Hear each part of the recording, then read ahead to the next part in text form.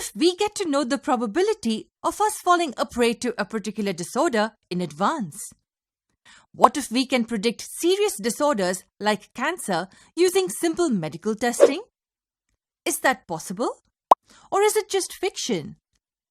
Well, no. It's already being done.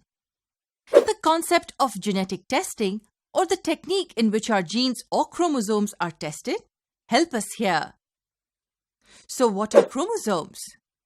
We've always come across the saying, humans have 23 pairs of chromosomes. But what are they made up of? And where are they actually located in the cell? Let's try and answer all of these queries in this session. Here we have this simple cell as an example. Can you see the thread-like structures here in the nucleus? These threads are called chromatids. They are usually tangled in this fashion when present in a regular active cell. Now, what if this cell has to undergo division? Is it possible to divide this single cell into two equal halves with such a tangled bundle of threads? Of course not. Imagine we have these different colored threads tangled together. If we were to separate them, then what should be the first thing we should do? We will first separate each thread and then make separate bunches. In a similar way, even the cells separate these chromatid threads. This process is aided by condensation of the threads. It means these chromatid material will gradually start coiling like a telephone wire. As a result, the threads will gain structures like these. Are we familiar with this kind of a structure? Have we come across it before? That's correct. It is the structure of a typical chromosome. What are chromosomes? Well, we'll get into their details in the upcoming sessions. For now, we need to get a basic idea about them. So we have this cell with threads sorted in this classical chromosome structure. This structure is seen only when the cell is in the process of division. So can we say that both chromatids and chromosomes are the same? Yes, they are. The different names are for the different structures.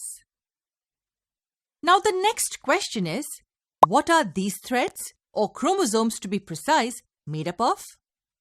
If we zoom into the structure of this chromosome, we find small segments like these that make up the complete structure.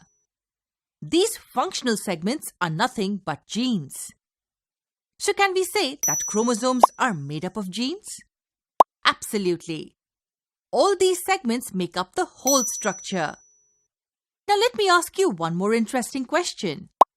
Do you think the genes will also be made up of something? Will there be units that make up these segments? If your answer is yes, then you're absolutely right. Genes are also made up of some units. If we zoom inside this gene segment, then we find large molecules like these that make up the segment. These large molecules, or macromolecules to be precise, are DNA molecules. This is not a new term for us. We are quite familiar with the term DNA as it's very commonly used these days. But what exactly are these DNA molecules? Well, this single large molecule is composed of 3 units. And what units are these?